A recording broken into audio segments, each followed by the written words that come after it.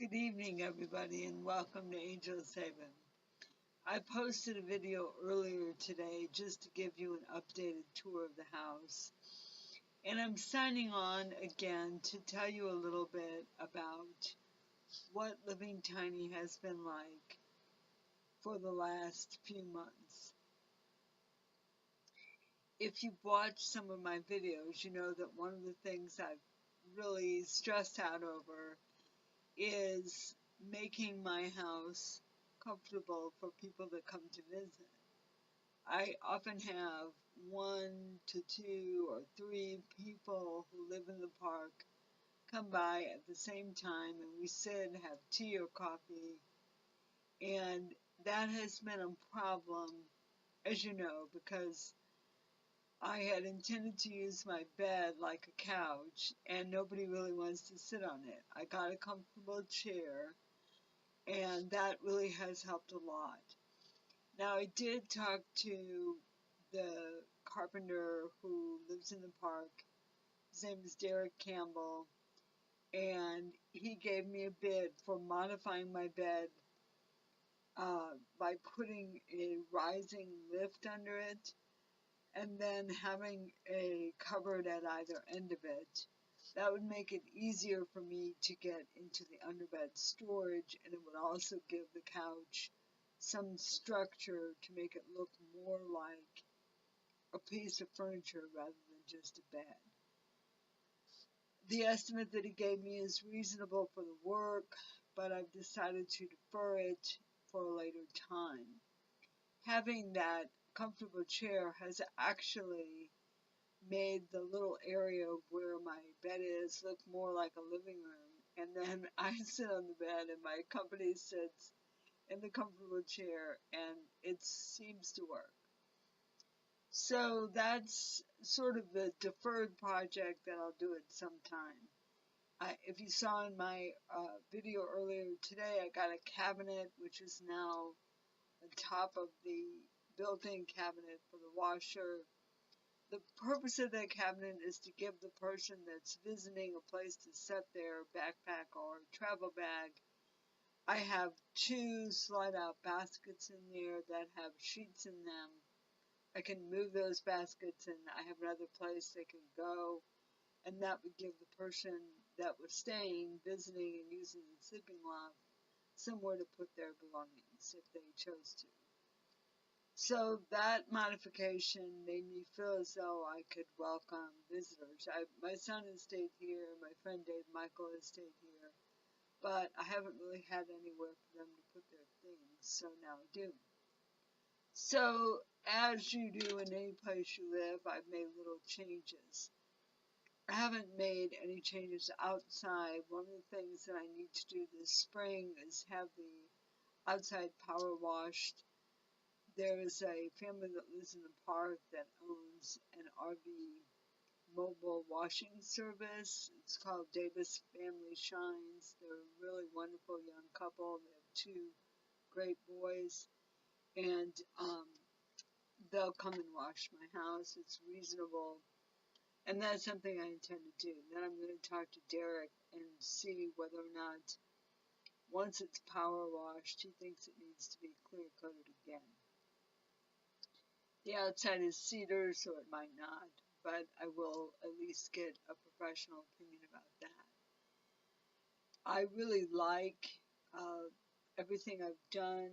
I've given some thought to, did I want to flip the downstairs and sleep up here in what is the writing loft, and just tear out the platform bed down there, put a table in there and a small sofa or built-in sofa. I might do that in the future, but I really like my writing loft, and so it's just something I've been thinking about. All in all, it's really worked out well for me. The house layout. Uh, I do have 1 or 2 small things that I might do, but nothing major. I have given some thought to taking out the RV stove, putting in just a 3 or 4 burner propane cooktop, and then building in a combination convection microwave oven. Honestly, I don't really like using the RV stove oven. You have to either leave the pilot on all the time or light it when you use it. I don't mind the propane source for the burners because they have a built-in igniter. But to light the oven, I have to bend over. Pretty difficult for me.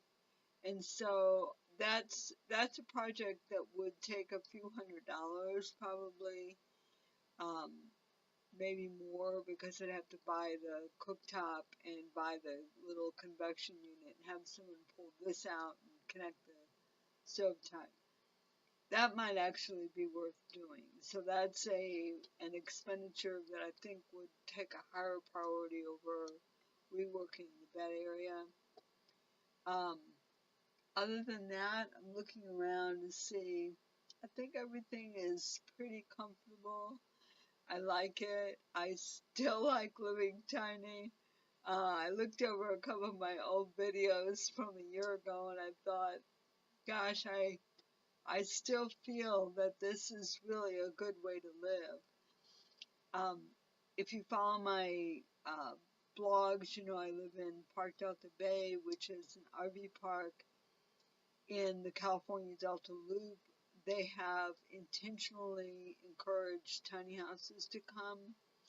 They've sort of dedicated one whole part of the park to tiny houses. There are 11 owner-occupied tiny houses here, and a schoolie, which is a converted school bus, a young couple that converted the school bus themselves. All in all, um, my computer is telling me something. I don't know if that meant I got a signal on the computer. It said you're running low on space. I don't know, it must be because of all the videos. Sorry about that. I had to click it out of the way. So anyway, I really like living in the park. I help with the social media for the park. I begun writing the park blog. If you want to read that, it's at deltabay.org. Click on the blog. There are a couple months worth that have been written by me.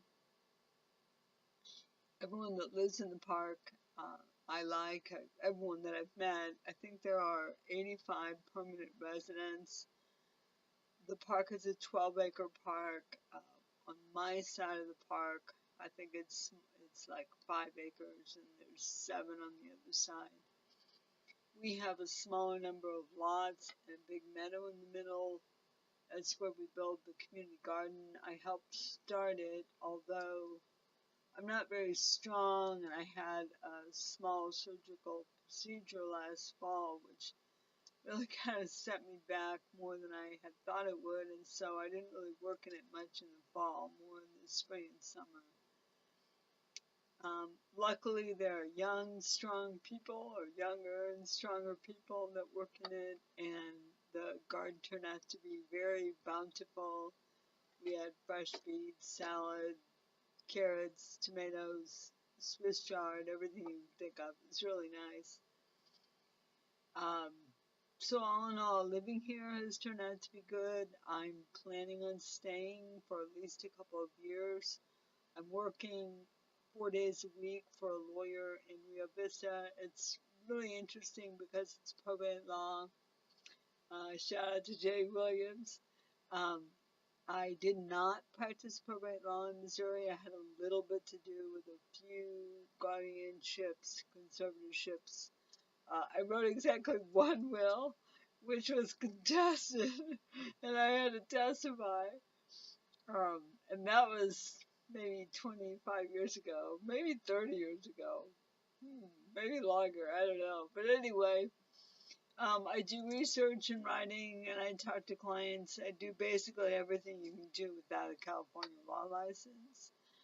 I really like the lawyer for whom I work.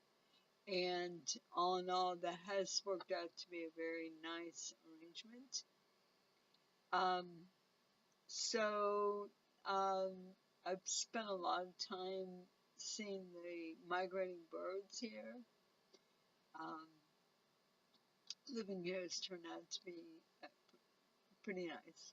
My health is fairly good, um, as good as I think I can expect it to be. So, uh, there you go. I want to give a shout out to a friend in Canada who gave me this. Um, I miss her. I met her at Pigeon Point Hostel. She'll know who she is.